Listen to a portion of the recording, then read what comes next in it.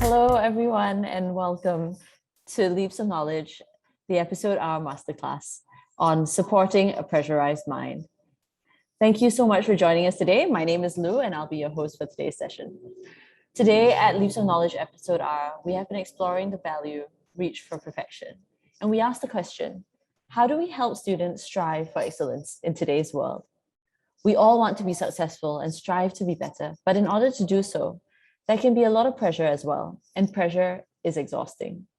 With all that is happening in our lives and in the world around us, how are we able to care for our mental well-being? What part do our emotions play in our ability to learn? What are the effects of stress and anxiety? And how do we practically support those facing a pressurized mind? We're so pleased to have this masterclass today to explore deeper into this topic. Let me start by first introducing our masterclass speakers for today. Today we have with us Will Hart. Will is co-founder and director at the Mind and Soul Foundation, a platform that aims to educate and equip all with better tools to better understand mental health. He's also a mental health first aider, a giant worldwide coach, and the author of the Perfectionism book and other books on mental health and well-being. Will is passionate about equipping leaders to look after their own emotional health, as well as empowering them to manage the emotional needs of other people. Next, we have Dr. Kate Middleton. Dr. Kate is a psychologist and also a director at the Mind and Soul Foundation. She's passionate about helping people keep emotionally healthy in spite of what life throws at them. She's an author and is also a project leader of Headstrong, an online well-being space for teenagers and young people. Kate spends a lot of her time explaining that she isn't married to Prince William, but enjoys reading about the Duchess's good dress sense in the newspapers. Let's give a warm welcome to both Will and Kate. Thanks so much, Lou. Hi, Hello, good morning. Kate. Good afternoon, I should say, for you guys. Good afternoon and good morning to you guys. Thanks so much, Will and Kate, for joining us today. Just before I hand over to you, just going to explain to everybody how today's session will work. So Will and Kate will be covering 4 topics: resilience and pressure, emotions and learning, supporting brain function under pressure, and then what to do when things don't go as planned. As they do so, please chat along in the chat box. They will pause after each topic to address all your comments and reflections before moving on to the next session. In the last half an hour, there will be more time for Q&A, so please leave your questions in the Q&A function and vote for the questions you'd like answered, and we'll address them as the final part in this masterclass. So now over to you, Will and Kate. Thanks, Lou. Brilliant. Well, it's lovely to join you all. We're here, me and Kate, in the UK, in different parts of the UK, but we're here and we're really excited to be able to hopefully make a difference to your experience around learning. Kate, I'm not sure about you, but I'm feeling as I'm getting older, increasingly inflexible around stress and pressure. What is it about teenagers that you think particularly enables them to be more equipped than adults maybe to deal with change? Oh, that's such a good place to start, Will, isn't it? Because I think we hear so much to concern us about the state of teenagers' well-being and the world that they're growing up in and the challenges that they're facing. So it's really good to start with a positive note. And I think what's interesting is that the teenage brain is full of potential because it's still forming, still developing. If you look at scans of teenage brains, you see that they are actually changing and developing as much as the brains of much younger children. So quite a dramatic moment of acceleration, of fine tuning of some of the connections and the learning and the things that they're absorbing from their world. But it's in slightly different things, of course, where younger children are learning practical things, speaking, walking, some of those basics. Teenagers really are starting to understand the complexity of the world that they find themselves in and more about themselves as people. So they're building the foundation blocks that they will eventually come to base their adult life on, about their understanding of themselves and the world. And what that means in practical terms is that unlike us as adults, they still have this amazing flexibility and creativity. And we've seen that very much kicking in a practical way in the pandemic. You know, when everything has changed in a moment. For us as adults, that's hugely challenging because we've been living our life based on these foundations and these assumptions for decades. But for teenagers, although there's still some challenge, they're much more able to think, well, okay, let's just change everything because it's still up for grabs. So this creativity, the freshness with the way they see the world is something that I think is a gift to them and also very often a gift to us. That's really helpful. I think as well, it's so significant that we don't talk children into difficult mental health perspectives. And there's a lot of assumptions that because of the pandemic, all teenagers, all young people will struggle significantly.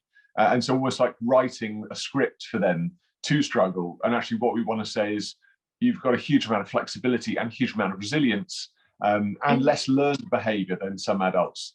And therefore, actually, we should take a relatively optimistic and positive view of teenage mental health flowing through this experience in general terms, whilst being very aware of individuals who might be struggling on the way. And now it's not all obviously been plain sailing, Kate. We've both got children and we've seen them struggle. And we've obviously struggled in the UK into lockdowns. I know in Malaysia, there's still some significant restrictions at the moment. But there are challenges moving into lockdown, but there's also challenges now moving out of lockdown. What is it that really causes us to struggle, in your view, so much around change? Why is change such a problem to us? You talked earlier there just about habit, but why do we find change so challenging? And how can we be more adaptive? So how can we actually play well off the things that we're good at? You know, that sort of neuroflexibility we talked about with children. It's really important to understand that, isn't it? And I think throughout the pandemic, that has been something that has taken people by surprise, because perhaps it hasn't been the more obvious moments that have been the most challenging. And I think, in fact, going into the earlier stages of pandemic and the first change into lockdowns, although obviously there were difficulties associated with that, for some young people, actually, that wasn't as hard as you might have expected. Some of them even enjoyed it. I mean, there was the release from some pressures going into school, perhaps some of the relationship challenges. And for them, moving online was very much a comfortable space for many of them and something that they were already used to, already using. So in some ways, that stage was easier. There's a clarity to a lockdown, isn't there? It's quite simple. We don't have to make complex decisions. Although it might be boring, we might struggle with isolation and things like that. It's not got the complexity that the season when you start to re-enter and perhaps navigating that, even those lockdowns, as it becomes something that's been much more drawn out and has gone on for a longer time. And I think that the difficulty there is two things. And I think it's the complexity, first of all, having to make decisions, having to try to do things whilst also still holding a lot of restrictions and things you're not supposed to do. That's hard for the teenage brain anyway, because it's harder for teenagers to weigh up some of those decisions, to think long term, to manage the emotions that they're dealing with. Teenage emotions are more easily triggered very often than adult emotions, and they're more powerful. So that can make decision making difficult under the influence of things like frustration and anxiety. So I think that's difficult. But like you say, Will, just in general, the fact that is a huge change. We can think that going back to something that feels like more normal should be easy, but any change is challenging for your brain. And I think whenever we experience a change to our routine, it raises our stress level, because stress is about just the demand that's on your mind. And your brain uses routine to keep demand low, because it effectively means it doesn't have to think about a lot of the sort of regular repeating parts of your week. And when we're in a season like this, where nothing is regular and nothing is repeating and things keep changing, they're very uncertain, that is hard. And then in the meantime, lockdown has been for so long for many young people that something that's very abnormal has become normal. And what's difficult then is that when you start to try to go back to things, they feel emotionally very challenging. And even though they're actually healthier for you, so that there's this moment where you have to sort of climb over the wall of that emotional sort of reintegration. and that can be a challenge actually for all of us, and certainly in the UK we've seen a lot of people struggle with that season, probably more than they would expect, haven't we, Will? Yeah, I think that's so true and helpful. I was thinking about the sort of change we experience in expectation, and that young people, and I mean adults obviously have got decades of learning about what to expect, but when expectations constantly change, that's when we have to sort of moderate our behaviour. And then in the learning centre, obviously children have expectations for how other children and young people are going to perform. So when they themselves find the expectations changing, they're struggling to assess whether those are universally experienced or not. So, you know, if I expect to be able to achieve a certain amount of work, and then the pandemic comes and I'm only able to achieve, you know, 50% of what I previously expected, I don't necessarily universalize those expectations. I think, well, everyone else is going through this too. And that's been a real challenge to us all in pandemic. There's been a sense that whilst we know on paper it's a globalized experience, in practice it feels very personal. And I guess isolation from one another, particularly in the learning environment where people have moved their learning online, means that you can't see Fred at the back of the class with his feet on the table, kind of relaxing and wasting 20 minutes and feel better about yourself, because as far as you're concerned, Fred is, you know, working extremely hard and he's doing better than you are. So we have this bias to the negative, don't we, about other people, you know, about ourselves, our own achievement, and then we have a sense that we're probably doing it badly. And I think one of the challenges of this sort of, for young people, the online learning experience has not just been the technical difficulty of it and the lack of motivation for it, but also the sense that actually other people could be doing a lot better, and there are no benchmarks of comparison. Moving into re-entry, obviously we're hoping, I know that in Malaysia, again, we're not back into classroom learning for many young people. It's still sort of 2 years of online learning, but as they unlock, there are new challenges there again around anxiety, if you like, new pressures about coming together again. And we've seen some of those, haven't we, in the UK, Kate? I wasn't if you could say something about the pressure of actually reconnecting and what to expect. Yeah, definitely. And I can see a couple of comments just about how long teenagers, particularly in Malaysia and Asia, have been in lockdown. And that's, I think, the longer that you've got used to something, the greater the challenge of just readjusting and resettling. And so I think what's really important is to expect that season of transition and to perhaps prepare teenagers for it as well. And I think there's many things that we can expect to be part of that experience as their minds adjust to going back into what used to be much more normal life. And I think the challenges there are how we hold those things, because so much of mental distress comes not from the initial thing that we're dealing with, the initial emotion or the initial experience, but from our reaction to it if it's unexpected, because we tend to take that initial experience and add either fear or guilt to it. So fear says, what's wrong with me? Why am I reacting like this? Is something gone wrong? Will I ever feel normal again? And guilt says, this is my fault. If I was a better person, if I was like that person over there, you know, it's all about comparison. Look at all these other people and what they're doing. I'm the idiot. I'm the one who's not managing this well. And so what we need to say to young people is, and to ourselves too in these moments, is there are some things that will inevitably be part of this experience. You know, because I mean, I'll mention a few things just quickly and we could touch on them in more detail if that's helpful. But, you know, this has gone on for a long time and it's been an unusual season. So one of the things as psychologists that we've remarked on and noted, and that even has come out in research, is the impact of cognitive fatigue. So just brain drain. You know, your brain has been living in a situation that isn't normal. Things like using online for comms requires more of your mind, all the adjustment, all the raised stress. So things like attention, memory, focus, even just interaction. People, as they start to do re-entry, find that more exhausting than they usually would. And a lot of people finding it at first just a bit much. So your tolerance sort of duration for something is much shorter than it used to be, or you just find yourself getting much more tired. And alongside that, therefore, what we might call sort of overwhelm, that sort of emotional state, if you think of your emotions or your stress scale, because they operate a lot on the same physiological scale. If you think of them on a sort of 0 to 10 line, the end of that sort of 8 to 10 is your brain sort of emergency zone. It's when your brain says, actually, this is too much. I can't hold everything that's happening right now. I'm becoming overwhelmed. And that's an uncomfortable space to be in. It feels quite panicky. Your brain turns down your ability to analyze and problem solve and think more rationally. You start to think in quite binary, basic terms, find yourself thinking things like, I've just got to get out, this is too much.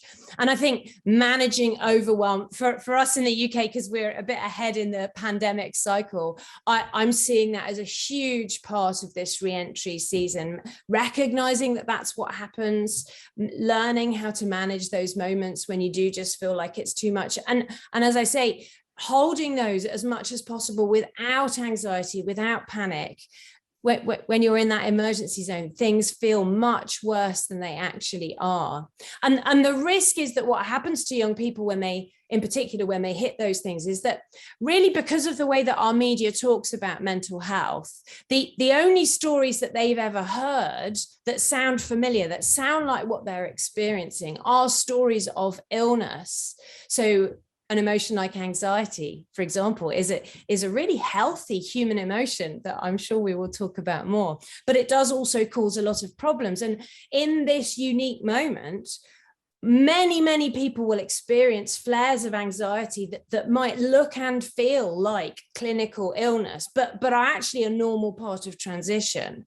So the more we can help young people and ourselves hold those moments and respond well to them and equip them for how you deal with them, how you drop your stress level so you can come out of overwhelm. I think the more we can help them do that transition without getting pushed into something that does become a longer term problem. That's really helpful. I was thinking as well about the significance there of acknowledging that sometimes good things have a significant psychological cost. So when you think about going into lockdown, everyone's sort of, well, this is obviously really difficult because our freedom has been eroded and now we're isolated from one another. But what many people don't realize is actually that unlock has a huge level of emotional consequence negatively too. And this is particularly difficult when, if culturally everyone wants to celebrate positively. So if the environment or amongst the people you're with, they are all talking really, really positively about something, but it's having a negative effect on your emotional well-being. It's very, very hard to then articulate and acknowledge that. And so, if you're part of a celebratory community, they might say, oh, well, this is incredible news. Yes, we've unlocked, there's so much to be grateful for. But if you're then feeling anxiety around, new sorts of exposure to people that you haven't encountered before, being re-socialized into the classroom setting, traveling and all associated health risks you might be aware of, it feels terrifying. I remember that interesting. And anxiety in particular, isn't that the risk with it, Will, that what we quite often do instinctively when we feel anxious is we withdraw, we retreat, we avoid the thing that's making us feel anxious. And the risk, particularly in this season, therefore, is that you end up going sort of retreating back into lockdown, even when you're allowed out. And it's quite counter instinct in those moments. Actually, the human brain thrives off stimulation. It functions so much better and we learn better when we're living in more dynamic spaces and having that exciting, stimulating experience of life. But the risk is that when people start to try to go back and their anxiety flares up, that they just think, well, actually, no, maybe I won't, maybe I'll stay here, maybe I'll stay online. And that it's that strange sort of dissonance where the thing that feels emotionally hard is actually the thing that's healthy for you and that you need to support and nudge yourself to do. And those of us who are caring for young people, we need to help them to push into that space and to do that transition and resettling. That might be a really important point for teachers and parents who are on this call today, just to encourage you as Malaysia and Asia do begin to unlock. Just because a child doesn't seem to celebrate their new freedom doesn't mean that there's a problem. Doesn't mean that they necessarily become depressed or withdrawn, but it might be anxiety related. So they might suddenly be feeling very, very cautious it might feel quite unnatural for them to begin to extend their world again. And you might be saying, what's wrong? Why don't you want to reconnect with friends? Something the matter, but actually it's that anxiety of it just not being familiar again. And as Kate's just said, sometimes we have to feel or tolerate negative or painful emotions in order to find their benefits. So that's sort of the whole principle of feel feelings and do it anyway. If you're sort of feeling the need to stay in a small space, to feel those feelings of discomfort and extend your experience, because that will then liberate you and you'll suddenly find yourself settled in that new environment. I always remember being in the aqua, I think it's called the aqua park or something in Hong Kong, and there's a big roller coaster there called the Dragon. I was desperate, I wasn't going to do it, but my wife was dragging me around the theme park, telling me I've got to go on the Dragon, and all day I avoided it. And I just really spoilt my experience of this theme park, because I was just constantly avoiding going anywhere near this triple loop-the-loop roller coaster. And I sort of ruined the whole day. And then we actually went down. I think there's a sort of a cable car that takes you down to the car park. And I came down, and my wife was quite irritated with me, and I was quite irritated with myself. So we got the cable car back up and actually got on this roller coaster. And I can't tell you, I massively enjoyed it. But it was really amazing that when I felt the fear and did it anyway, I felt so liberated. And actually, I felt I could have done it again without a problem. And I just wish I'd got on the roller coaster at the start of the day, got it over and done with, and I would have had a really great time. But because I let my fear push me away, I didn't experience it.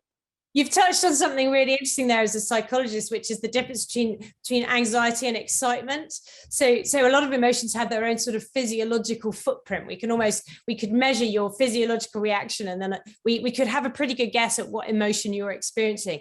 But excitement and anxiety are surprisingly similar. And very often the only difference is in our perception of the situation and the way that we respond to it. So somebody was just asking on the chat, like, how can we prepare young people for this moment? And I think talking about normal emotions is so important, and perhaps doing some fun things that create those opportunities to talk about emotions. And do you know what? I'm not a huge roller coaster fan, but they are such a good thing to do with young people, because it's a brilliant moment to talk about how anxiety can sometimes be a good thing, and how do you step into things when you're feeling anxious about them, because it doesn't mean you shouldn't do them. Many of life's best things will trigger some anxiety, because it's your brain's way of telling you that something matters potentially to you. So sitting an exam, going on a first date, getting married, having children as they get older, all these things are stressful experiences, but it doesn't mean they're bad. So equipping teenagers to manage an emotion like anxiety and understand it better is such a good thing that we can do for releasing lifelong potential.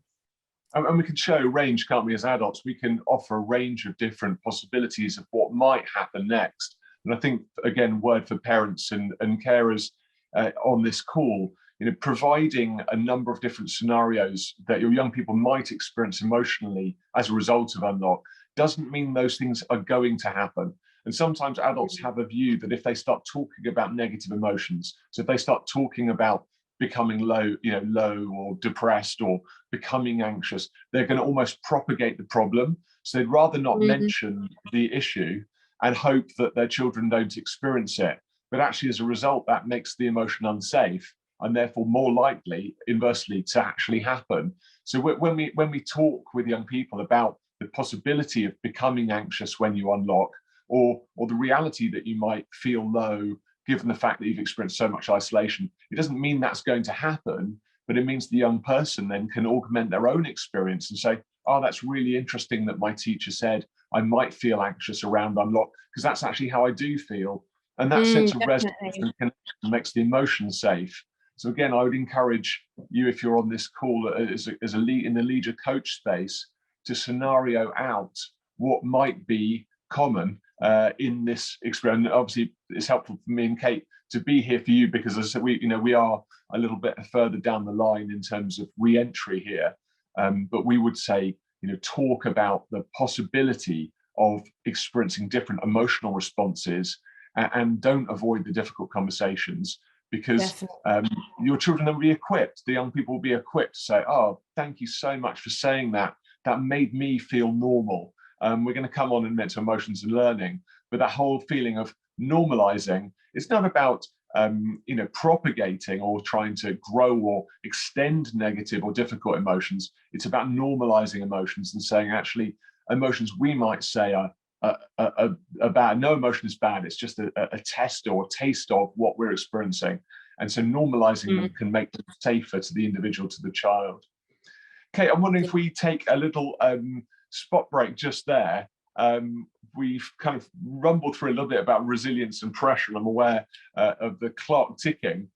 Is there anything else we want to respond to in the chat that you can see right now? Yeah, I mean, I think there's lots of people responding saying, yeah, it feels good to talk about emotions. And I noticed somebody commenting that the sort of Asian culture, actually a little bit like ours here, is not to be very comfortable to talk about things like that. I think we've got better at it, certainly in our culture here, and the pandemic has grown that because everybody's been under pressure. But the challenge, I think, to us with emotional well-being is the clues in the word. It's well-being, not ill-being, and inevitably what we can tend to talk about much more is the illness end of that. And what we do is just create this imbalance where therefore what we've got is lots of stories about what it means to struggle, but not very many about what normal, healthy emotions look like and how you manage these things. And like you say, that affects us too. You know, I'm a psychologist. I've worked with teens for several decades, but I also have my own teens now as a parent. And I experience that too, you know, when they come home and something's happened and their face falls, you can feel that pang of anxiety yourself, like, gosh, is this is it? They're going, this is the start of their struggle. Well, no, those are normal emotional reactions to a tough day or something that's happened. And particularly in the teenage years, those things happen. You know, our job for our teenagers, whether we're the people supporting their learning or the people at home, is to hold those things without anxiety and support them as they navigate a complex world. And so I think the more that we also talk about normal emotions and try to help ourselves understand that space better, the more we can help them. It's really interesting because we've just released, through the work I'm involved with in the UK with teenagers, a project that is about that re-entry moment and how to support them best. And in our conversations with the adults, the teachers, the youth workers, the parents, again and again, what we heard is I'm struggling with this. I don't know how to support them because I find it hard myself. So maybe the first step is for us to have conversations as adults and understand our own emotions better so that then we can support them with theirs. So helpful, Kate. I mean, I feel like we're moving into this second section around emotions and learning quite seamlessly now. So let's focus a little bit more on that. Yeah. Just starting off, really just thinking about the part emotions play, you know, in learning. I think I was thinking about my own learning experience, and it's been a long one. I've done university twice, and I was comparing and contrasting different experiences of different schools for me.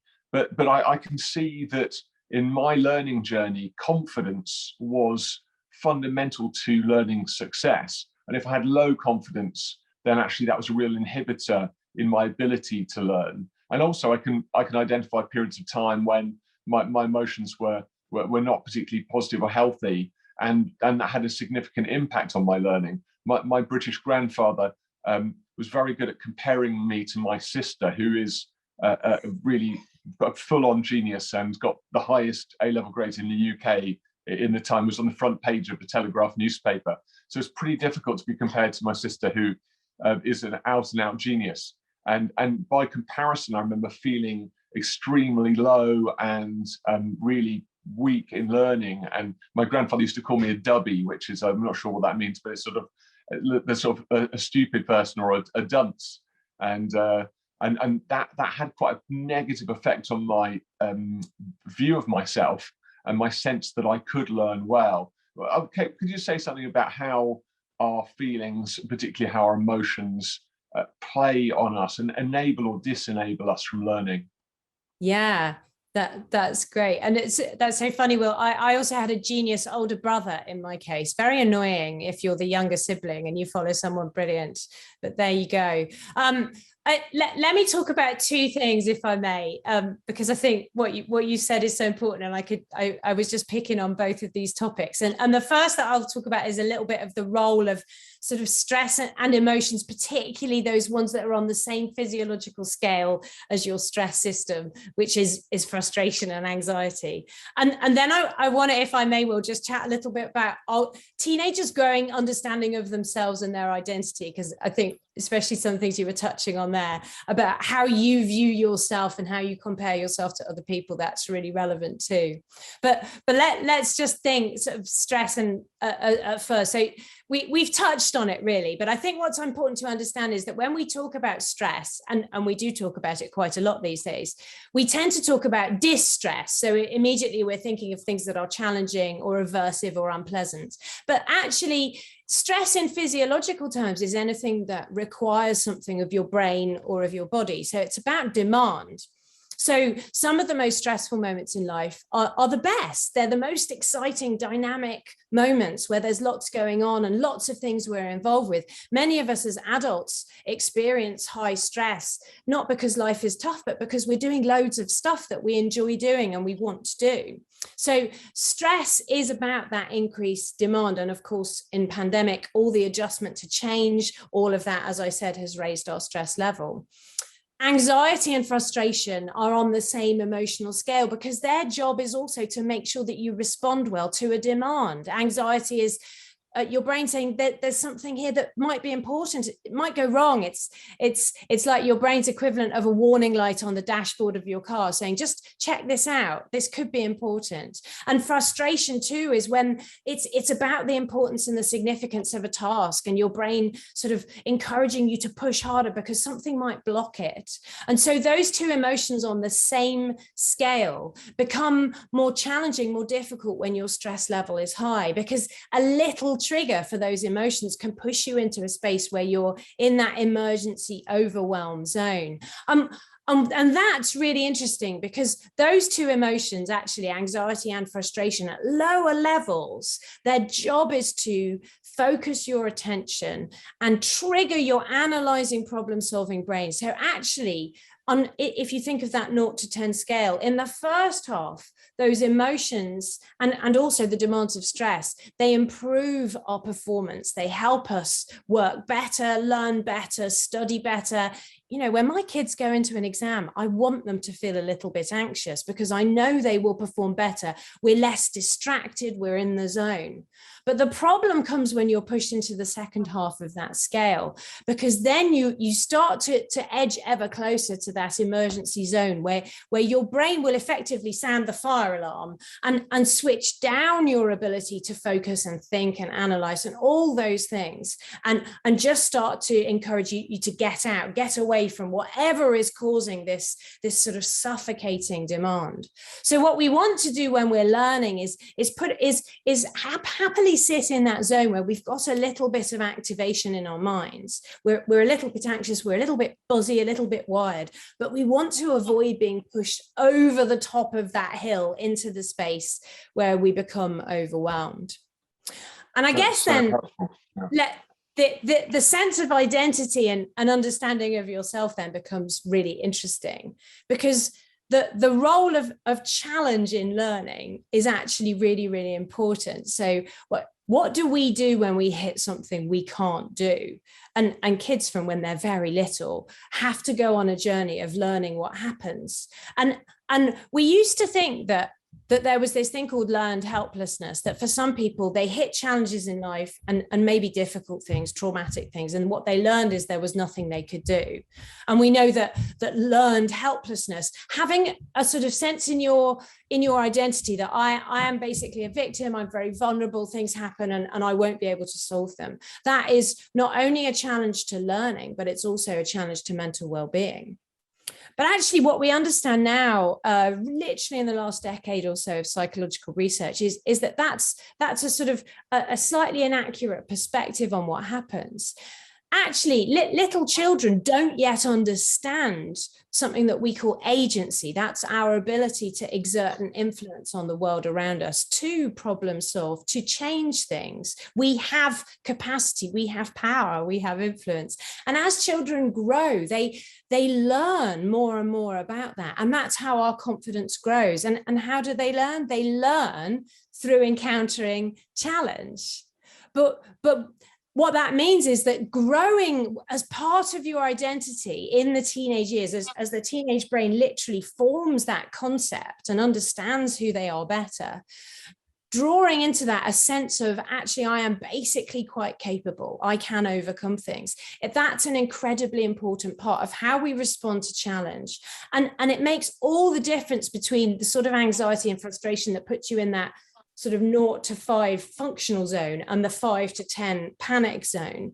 Because when you hit a challenge, if you think, actually, I can do this, my learning is that I have overcome things before, I've learned some good strategies to deal with it, I can hold those emotions without being pushed into overwhelm.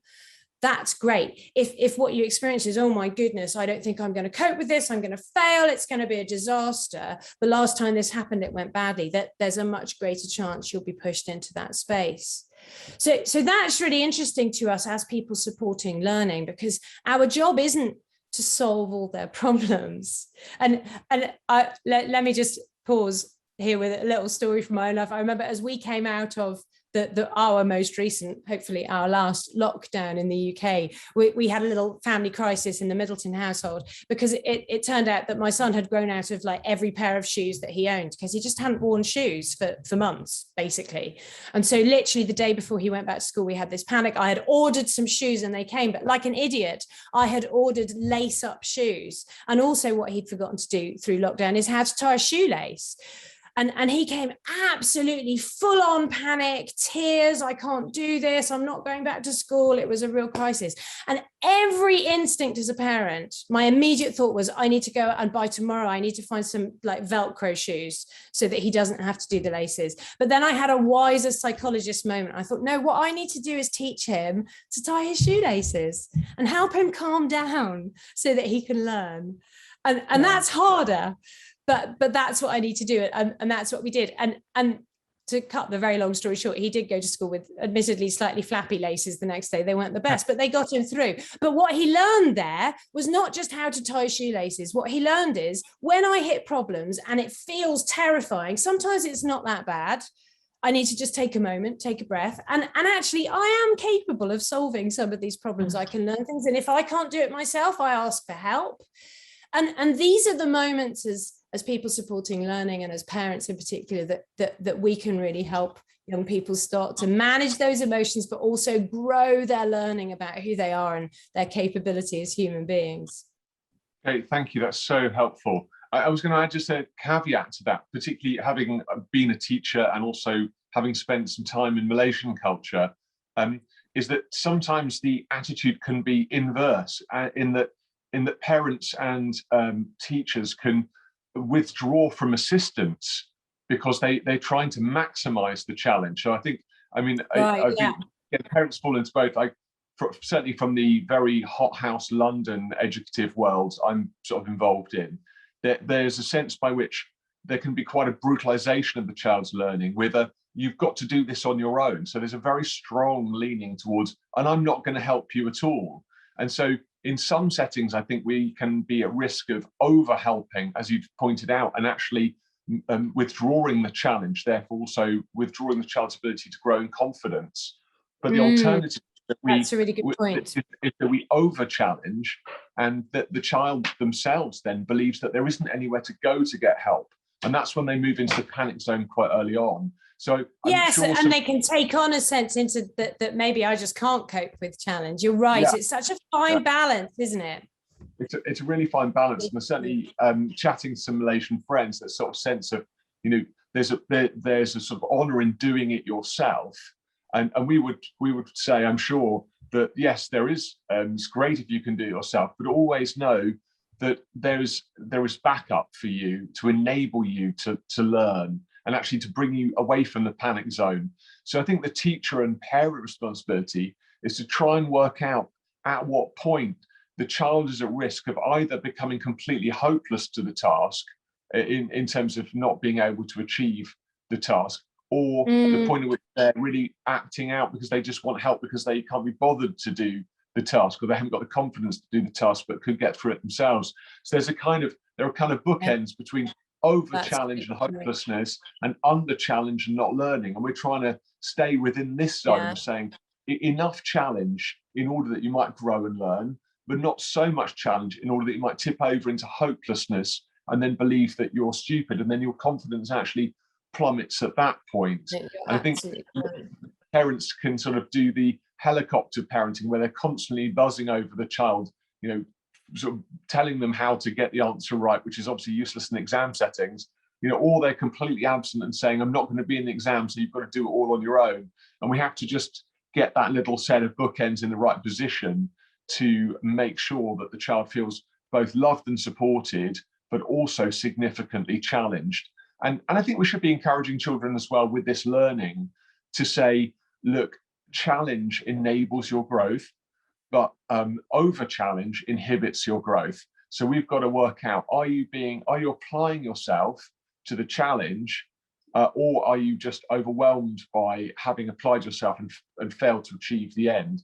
And that's a conversation that when children understand that and realize the benefits of challenge for their learning, they're generally more positive about trying it out. And so we've got to encourage both ends. Kate, that's such a helpful overview. Thank you so much. Why don't we, is there anything again in the chat we want to particularly respond to from the emotions and learning segment? Because we're going to move into supporting brain function under pressure. And I think that point that you've made is such a good one. And I just noticed a comment saying, reflecting that, saying that there's a sense that in Asian culture, you're left to sink or swim.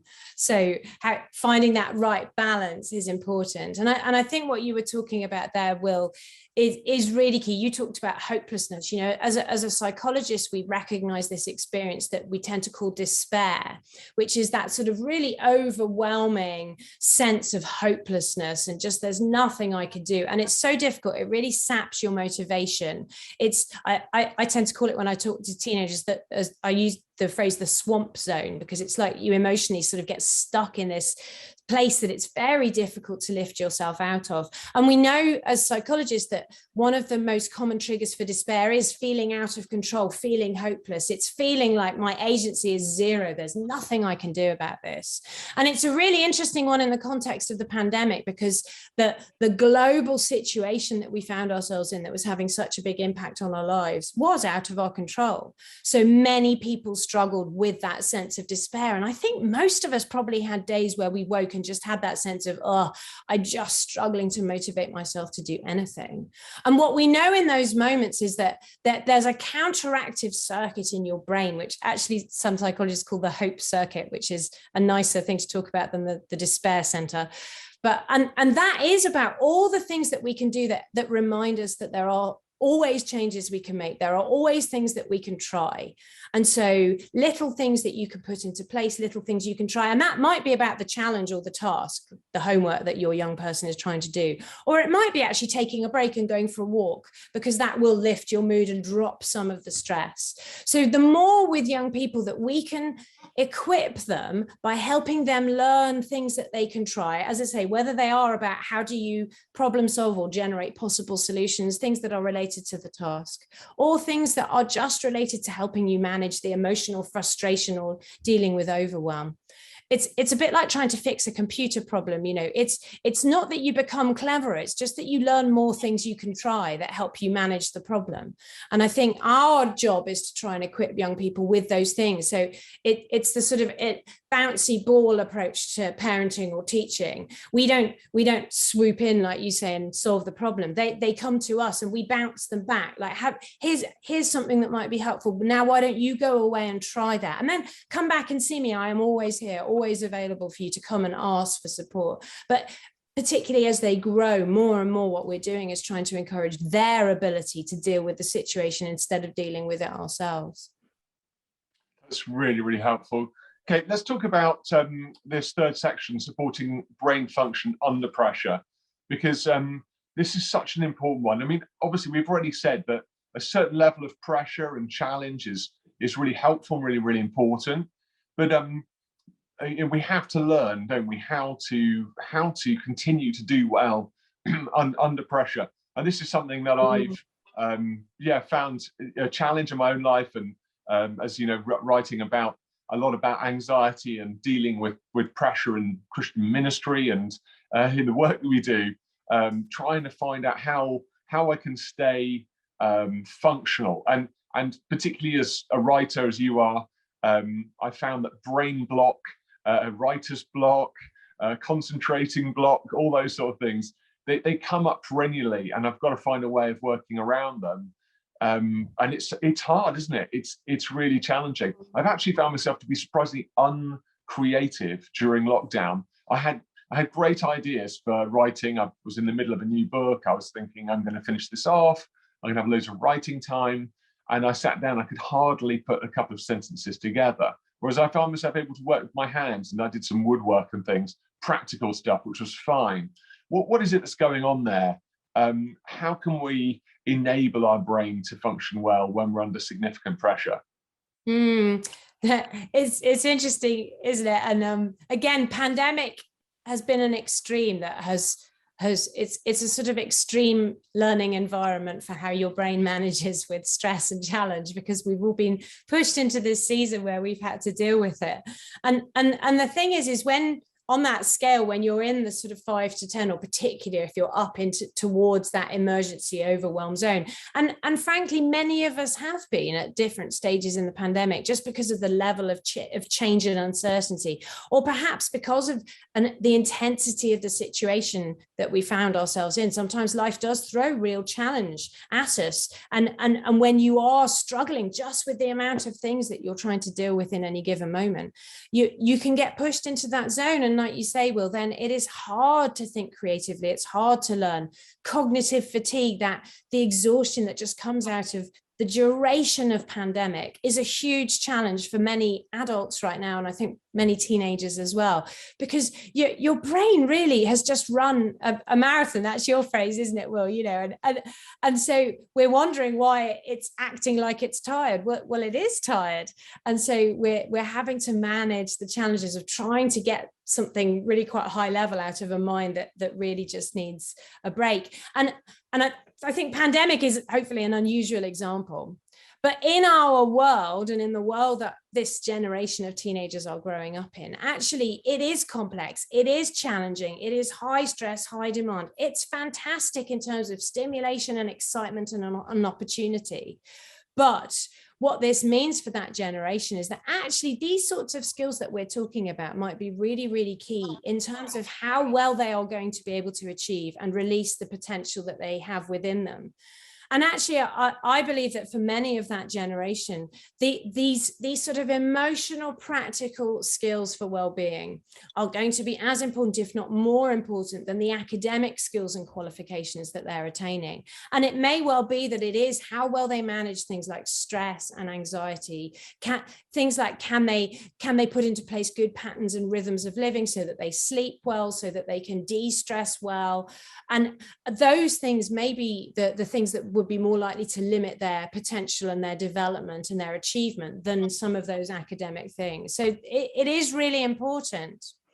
And I think what we're talking about basically is how you manage that stress that you were just talking about. Yeah, I think it's Patrick Lencioni's book, The Advantage, that suggests that EQ, not IQ, is going to be the commodity of the 21st to 22nd centuries. And I think certainly, as an employer, we're looking very heavily at someone's ability to manage their emotions as much as we are looking at their sort of on-paper ability. One of the things I found really, really helpful is this idea from psychology, again, that if you keep pushing a door that doesn't open, find a different door that does open, because often you'll be able to find your way back round to the other side of the door that you were trying to push open for a really long time. And I think for me, that has been about incorporating range into my experience of life. So I think coming from a family where we're sort of quite arrow sharp in terms of saying, well, if you need to achieve X, you need to take steps 1, 2, and 3. And so taking steps 1, 2, and 3 is the only way to achieve X. Again, I think there might be some semblance here with Malaysian culture, whereas you set a sort of high level target and the achievement is quite arrow sharp. Range says, rather than trying to go from 1 to 2 to 3, maybe go out to point 11, spend some time there, and it's a complete diversion to your journey. It's certainly not the fastest way to your destination, but actually going out to point 11 will open something up in your brain to enable you to get back to the place where you're hoping to be. And if there are any sailors who are listening to this, might not be many, I mean, hopefully there's some, but say in sailing, the fastest way from one mark to another is very rarely ever in a straight line. The fastest way to get around a sailing course is often extremely diverse. And you have to sail in a completely tangential direction to the actual finishing line in order to get to the finishing line. And that's what we call range. And if I'm writing and I've got brain block, I often find myself wandering into one of the museums that are local to me. I used to spend an awful lot of time in the V&A Museum in London, which is one of those museums with a whole lot of different stuff from all around the world.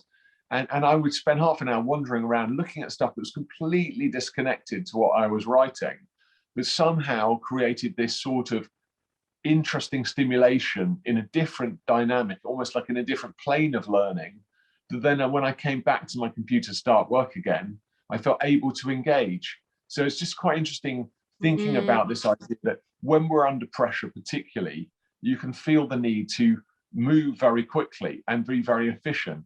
So pressure says do as much as you possibly can in the shortest time available.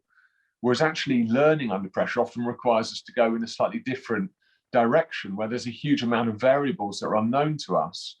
And that willingness to be diverse, if you like, or divest our learning is really key. And it underpins many of the cycles of great creativity. So Mozart had a sort of morning ritual with coffee, and Proust used to kind of have some sort of great like coffee feast, and they would sort of have this really strange approach to doing their work. Some of the great poets would go off and do all sorts of random things at different times of day, rather than pushing through the normal work zone to achieve great things. So that was my little thought on range. What else is important, Kate? Yeah, I mean, range is such a good point, isn't it? And I wonder if sometimes we need to just pause and remember that the importance of teaching children how to problem solve. And actually that is a separate skill to the finding the solution. The skill of, can you generate possible things that might help? Or how could we explore this problem further? That's a very different skill in terms of cognitive flexibility. And it's the difference between sitting down with a puzzle and just saying, well, let's just do the puzzle and you haven't finished, so you failed. And it's saying, how might we solve this? What if we sorted them all into piles of the same color? Or what if we found all the edge pieces? Or what if we did this? Those things, when we sit down with children, whether they're younger or older, are teaching them how to problem solve. And I think that's really important. The other thing that I think is very key, which you've also touched on, is how do we drop that physiological stress level, in a moment where you're just, I can't do it, I can't work this out, or panicking, I can't do it, what's going to happen? Sometimes you've been pushed into that overwhelm zone, and teaching children to recognize this, to say, whoa, let's just take a break. It feels like the temperature, the emotional temperature has just got really high. Let's take a pause. And that can be about two things. It can be in the moment, like you say, Will, just going for a walk, do something else, go make a drink. Obviously, maybe not in the middle of class, but just step away from the desk for a moment, go sharpen your pencil, anything that just gets you away for a second and might just drop that stress level. Because sometimes if you've been pushed into a space where your brain has stopped functioning well, just dropping, you can move yourself back into a place where you can suddenly be much more creative. How many of us have been struggling to think of a way to communicate something or express something or solve a problem? And then we've gone for a walk, and suddenly the thing that we've been just steaming over for hours has just come to us. And you're like, quick, I need to write this down. I've just suddenly realized it. So I think we can teach in the moment methods for dropping your stress, literally the things that can help in a second, in 2 minutes, in 5 minutes, but also just the skill of sometimes saying, actually, I need to take a break to help me to do this. And good practice in terms of studying, not trying to sort of force your brain to do something something that it's unlikely to do very well, taking regular breaks, working in more intensive, shorter periods of focus, but also having downtime. And then the other thing is about the wider rhythm. You know, stress is not just in the moment. There's a sort of baseline to your stress level. And if you're always expecting your brain to be switched on, working at high level, buzzing, you're pushing yourself all the time, your baseline level will just gradually rise. It's like when you leave the tap on in the bath and you forget to pull the plug out, the water level just rises and rises and rises. And if you're not careful, what happens is that when you come to sit down to a task, you're already right on the edge of overwhelm because you've let that baseline rise. So building into your life good regular rhythms of rest, of relaxation, of downtime, of fun, of friendship and connection, all of these things are really important to drop that baseline and keep it low and manage your well-being in that sort of more global sense. And you will perform better.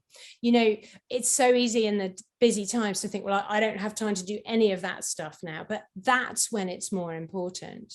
And I know for me in the pandemic, for example, I've never experienced more demand in terms of my work, but also just my family life, the things that I was having to give headspace to and focus to and problem solving to.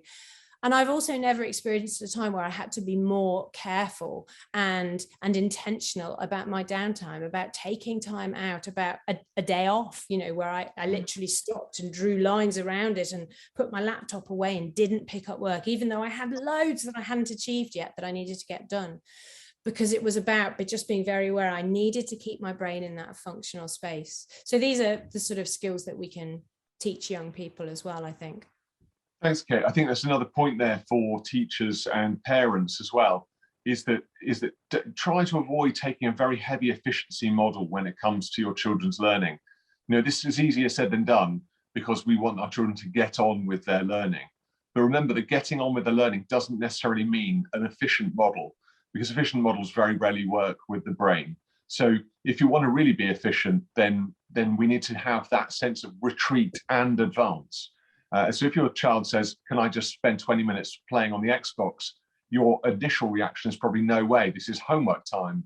But actually, if your child spending 20 minutes playing on the Xbox enables them to do great work and they extend their learning period, then actually it's a helpful tool.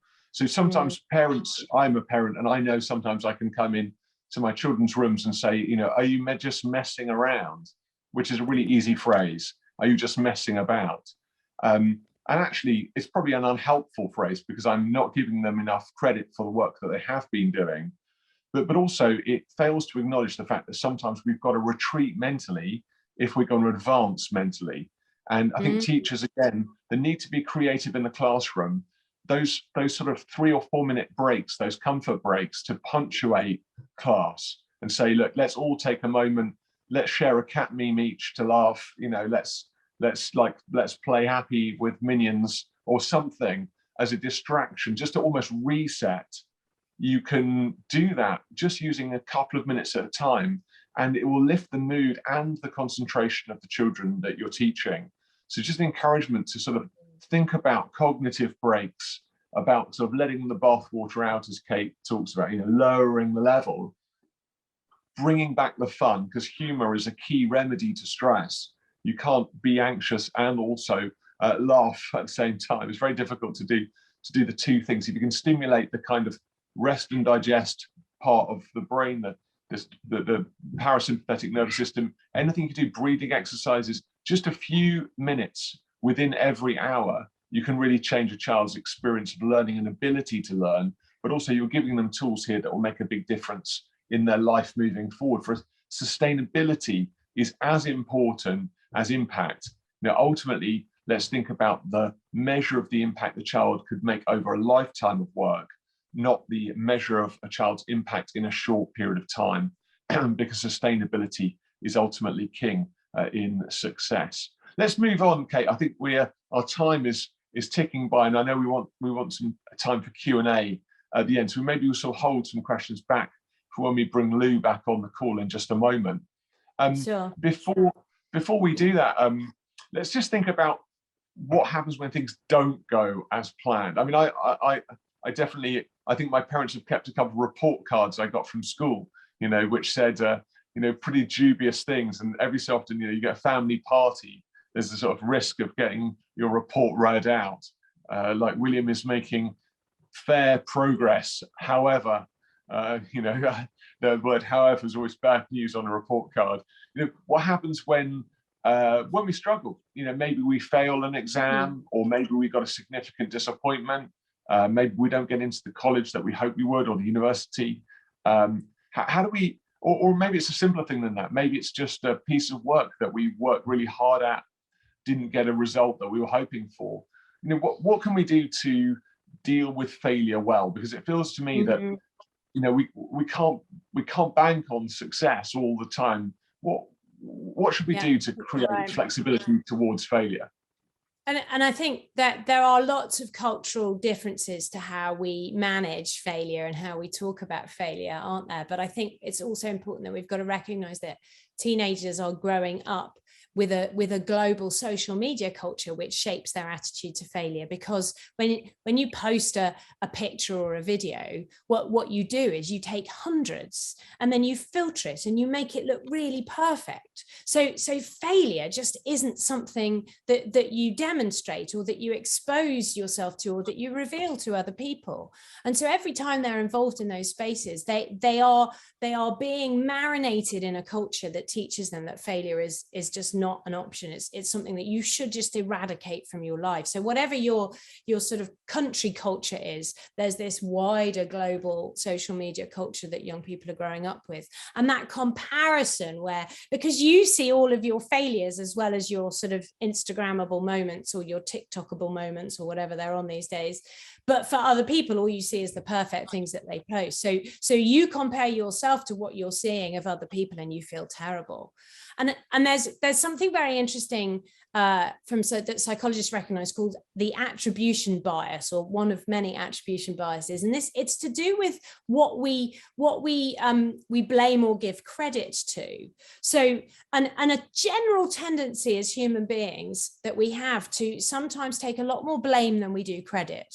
So think about it. If you're sitting an exam and it goes really well, and someone says, oh, well done, you did really well. Quite often what we will do is we'll say things like, oh, well, it was a really fair exam, or the right question came up. We will attribute that outcome to something that's external of ourselves. But if you do badly, your instinct as a human being, because of the way your brain works, and it is about trying to make sure that you learn important lessons from something that went wrong. But what you'll do is attribute that to yourself. So I was an idiot, I messed up, I didn't study enough. The truth is probably somewhere in between the two, in the gray between those two spaces.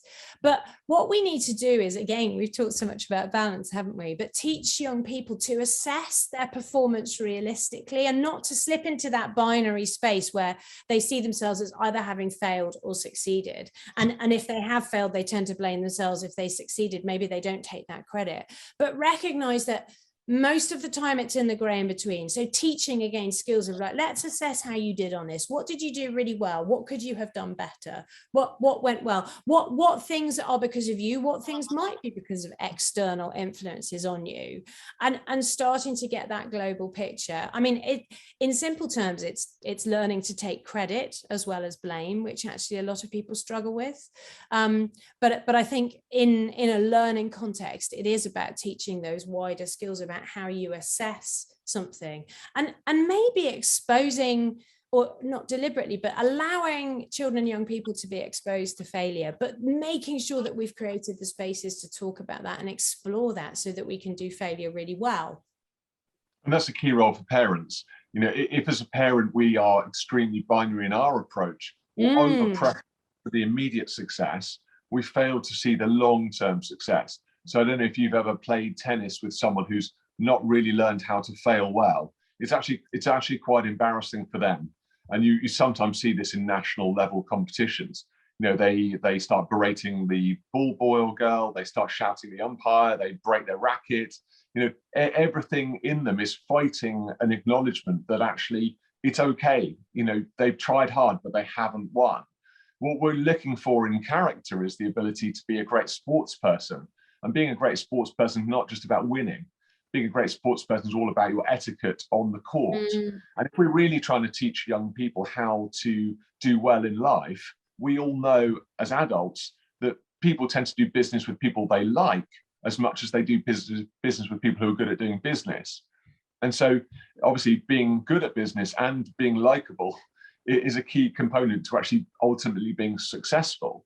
But if you can't manage failure well because you've not learned to interpret failure in a more balanced way, then actually you're also going to struggle with interaction with humans at a later stage. I remember reading some of Michael Jordan's amazing biopic, and he talks about failure so brilliantly, but said, he doesn't see failure, and he says for every hoop I had to shoot in an NBA basketball match, I've missed 20,000 of the same shot in the practice courts. But he didn't see missing in the practice court as a failure. He saw actually missing as a learning opportunity to slightly augment his throw in order that he could shoot those hoops. So his attitude towards failure actually led him to incredible success. But what's interesting is he had a very accepting view of failure, because he needed to fail in order to succeed. And so again, maybe a kind of just an encouragement for parents there: try not to load the pressure towards the particular test. If you're going to add pressure, only add pressure at the moments where it's absolutely paramount. But don't take the approach that every time there's a small failure, there's a catastrophic problem. But I do encourage you what Kate's just said there about keeping a flexible mind, looking at what has been achieved, because in every failure there are some successes to glean. There's always something that's gone well. And children do tend to have quite a binary view and say, it was terrible, Daddy. I mean, I think I remember saying to my dad when I did my GCSEs, I don't think I've got a single GCSE. I was so pessimistic. I think I worried the socks off them. It turns out I did really well, but I had it in my own mind that I completely flummoxed everything, and I completely, I was completely on the scrap heap. So it's rarely as bad as we believe it is, but parents just keep and that's that really important, isn't it? I mean, dealing with failure is like a combination of all the things that we've talked about so far in this session, isn't it? Because it is recognizing that when you are frustrated and upset, you're probably in that overwhelm zone, and it feels really binary. It probably isn't as bad as it feels. So dropping that stress level, calming yourself down, then reflecting on the gray area. And again, we teach these skills to our kids. You mentioned sports. I think as a parent, as a teacher, there are some of these sports are fantastic for learning about failure. Personally, I love mini golf. I don't know how if you've played mini golf, it's just so frustrating. And some of those courses are just ridiculous. So go play mini golf. Bowling as well, that's something we have a lot in the UK, where actually maybe it's just me that I'm particularly rubbish at it, but I think just trying to find again those fun spaces where you can experiment with children and teach them some of these skills, it's really valuable for them. Absolutely, bringing back the fun. I did that. I did darts the other night, Kate. I don't think I've played darts, but we had a men's group to Flight Club, and it was actually brilliant fun. I was completely useless, but it was just a great reminder again about the fun you can have when you're learning something new, and also that failing is sometimes educational and supportive, and it was good to fail together at Flight Club. Kate, I think we're going to go back and we're going to welcome Lou back for this last 20-minute segment, just so we can respond to some of the questions. So Lou, are you going to come back in the room? We'd love to just go through anything in the chat that you've picked up that you'd like to ask us or reflect back on us. Great. Well, Kate, thank you so much for that last hour. You've given us so much to think about. I'm just sitting here like writing pages and pages of notes, and I'm not sure how to summarize this. But I think just picking out one of the things I really liked was, I think the key thing you said was that stress is not necessarily a bad thing. And how anxiety and frustration, I often get frustrated a lot. So it was good to hear that it's not necessarily a bad thing if it's on the functional scale, but to realize that there is a functional zone and a panic zone, and to understand when we're overwhelmed and kind of try to push that pressure down, to step away. And actually, it doesn't have to be a bad thing. So that, amongst many other things, was my key takeaway. But I think there are lots, and I think you could see from the chat that there are lots and lots of people happily chatting away. and just like really resonating with the points that you spoke about. But we're going to move on into the Q&A section now, because there are other questions I think that people have. I'm not sure if we're going to be able to get through all of them in the next sort of 10-15 minutes, but we'll try to get through the top voted ones. So maybe I'll start with the first question. Most of the people here are adults, and so as they have been listening to you talk about stress in kids, they're starting to reflect on themselves. And the question is, as adults, we are already very stressed with everything that's going on globally, with work, etc. And it is an additional level of stress when we're dealing with kids. What are some of the practical ways that you can advise us to deal with our emotions so that it doesn't spill over to our family members? Yeah, I mean, that's such a helpful question, Lou. I mean, it's really helpful. I mean, I think the key thing is that our stress is like a volume of water, as Kate's described. And when it starts spilling over the edge of the bath, it normally impacts the people who are nearest us. And children can be a bit of a lightning rod for stress.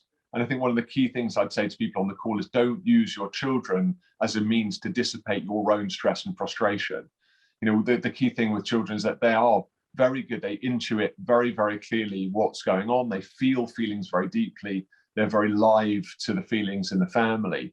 And when we're overstressed and overwhelmed, it's very easy to overexpress emotion that we're feeling that isn't actually connected to their struggle. And so, I mean, I always think that interrupting your day, what we call margin, is really key to success here. But actually transitions and margin enable us to deal with stress in different aspects of our day. So if you build up a huge amount of stress and frustration over your day that's unresolved, and you immediately transition into the homework zone with your children, it's going to go badly for you, I guarantee it. Whereas if you get off your train, stop early, walk back through the park, looking out for the rain, you know, and then you walk it through, and then you go into the family home, that 20 minutes that you've spent in transition, just decompressing, will enable you to do far better with your children.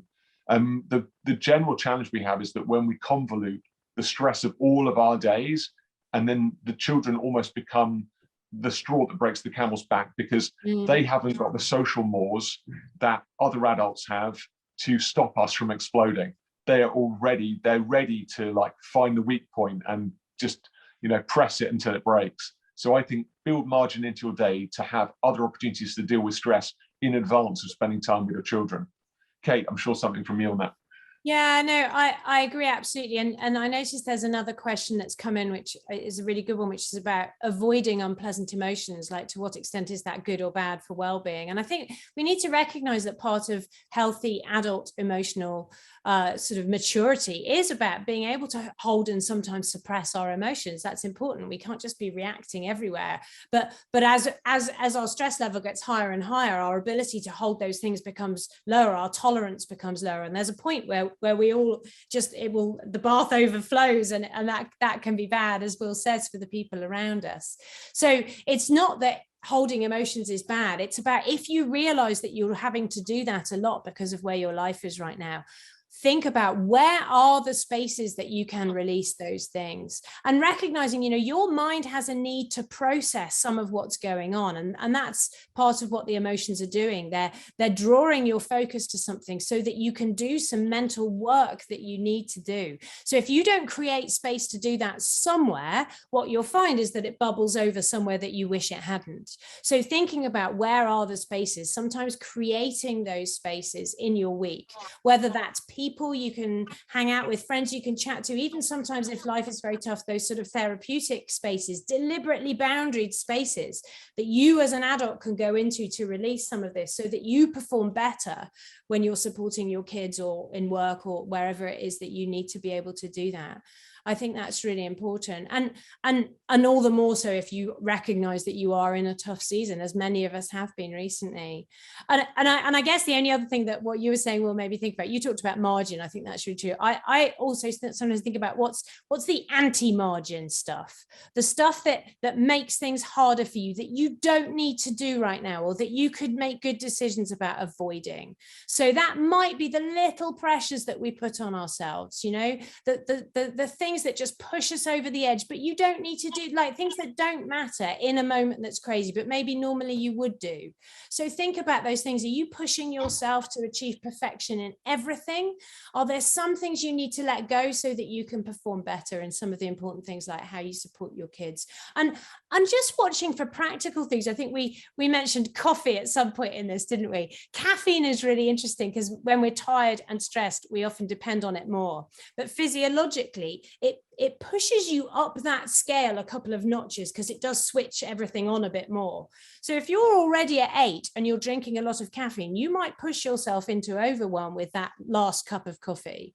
So just being sensible and careful and having good self-awareness, sometimes pausing and thinking, on that 0 to 10, what number am I at now? And like you say, Will, if you're at 9 and you're about to walk through the door, maybe just go for a walk around the block before you go in and deal with your kids, or maybe not having that last coffee. Those little changes can make a lot of difference. That's so helpful, guys. Okay, let's try one more question, and if we are lucky, two. But let's see. The next question is around culture. And I think the question is, some causes of stress and pressure are rooted in culture and family. And how can teachers make that change without the support of the community? So I think there's some teachers in the room who have to deal with kids that when the parents aren't, and how do they deal with that stress and pressure? Do you want to start off, Kate, with that? Yeah, sure. It's interesting, isn't it? And I think what we need to be aware for children and young people is that they are exposed to some very powerful voices, whether we like it or not, because of their exposure to the internet. And those spaces have loads of positives, but they do also mean that they do hit some of these pressures on them.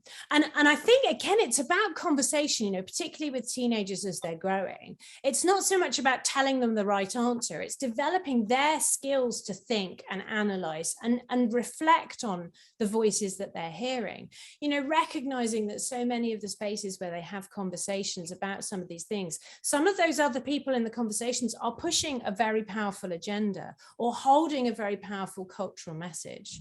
So teaching them to ask the questions, and then also empowering them to think, actually, you can be a culture holder, you know, a culture changer. You know, are you somebody who, when you sense something going in a direction that doesn't feel good, are you somebody who's going to say, actually, I'm going to hold something different here? And so having those conversations with them, both about understanding and questioning what they're stepping into, but also empowering them, again, to hold agency, to think you don't have to just follow the crowd. You could decide to choose something different. I think that's really important. We always advocate in our organization around emotional experiments. You know, don't always feel that you have to have all of the answers, or that you have to have a sort of de facto view, but say, look, I'm just trying out some approaches right now to see how they work. People are quite flexible when they hear other people talking about experimentation. And if you take a slightly different approach as a result of this little webinar, and people critique that or make you feel uncertain about the approach, just say, I haven't made up my mind yet. I'm just exploring some different approaches to enable children's learning. I'll come back to you when I've got some results. So don't sort of die hard and fast for new ideas. Test them out and see if they work. Kate and I would want you to experiment with what you've heard today, and then feedback. You know, and if you know, then people are more generous with you if you're less sure. And if you just say, look, I'm just trying to do the best for the children that I'm teaching, and I'm trying some new approaches, and I want them to do better. So that's why I'm doing this stuff.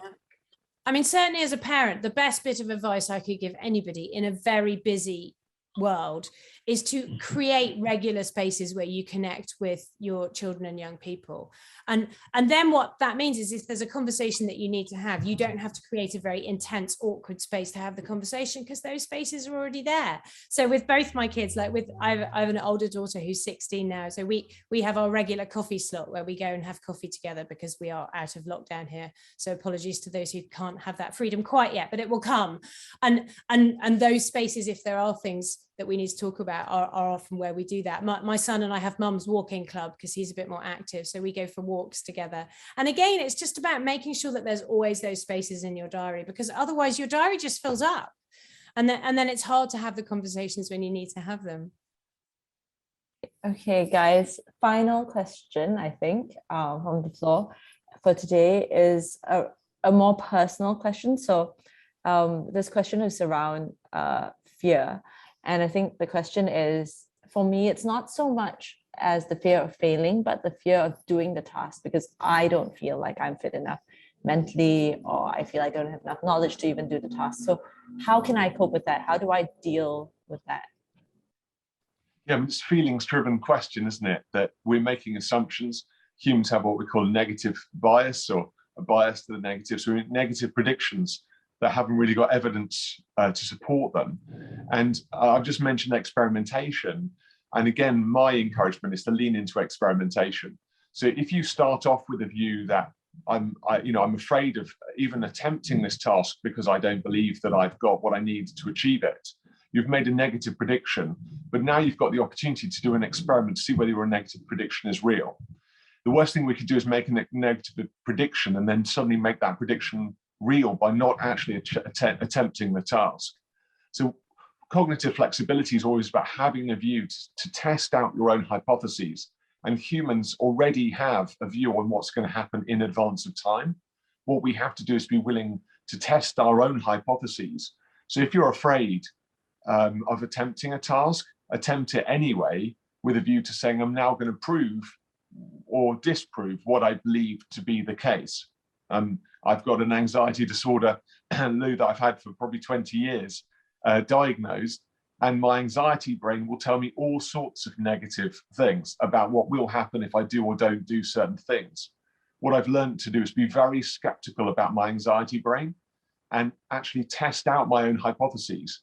And sometimes I get a lot of adrenaline, and sometimes I don't get any adrenaline at all, but nearly always things work out better than I predicted them. And learning to do that effectively is very empowering, because you get a much more honest view of your real circumstances, aside from what your brain may be telling you. Yeah, all I would add to that as well, really, is to try and separate those two changes of solving a problem, those two stages, sorry, of solving a problem. So the solution generating stage from the actually testing hypothesis stage, because then what you do is you can take the pressure and the anxiety out of that moment where you just try and think of possible solutions. And that might even be, if you can, separating them in time. So one evening sitting down and, right, what I'm going to do now is I'm just going to brainstorm things I could try another time. And I'm not going to try anything tonight, and I don't need to find a solution tonight. My job tonight is just to come up with some ideas. And then another time, then your job is to sit down and choose one of those ideas and give it a go. But those two things are separate. Because what that means is, in the moment when you need to be creative, you can take the fear out that otherwise might switch off your creative ability, if that makes sense. And so I think some people can find that very helpful, particularly if you're just feeling overwhelmed by a decision or a problem that you don't know how to deal with. And I think it's a good learning step for children and young people as well, to say those are very different things. The ability to generate possible ideas and solutions from the ability to then test them. And then there's even a third stage, which is then finding the best solution. So I think breaking down challenges into easier steps and separating them in your mind is very helpful. Thank you, Will and Kate. I think we could go on forever. Just with everything that you say, I feel like I need to ask another question, but I have to hold myself back because we are out of time when we are moving on to the next part of our agenda, which is a replay of the Leaps of Knowledge R series, which actually talks and covers a lot of these topics as well. So thank you so much, Will and Kate, for your time. You've been very generous with your time and your thoughts, and I think we just all gained so much for it. So thank you so much for your insights today. We've really enjoyed it. And now, Great. Thank you, everybody. This marks the end of today's session.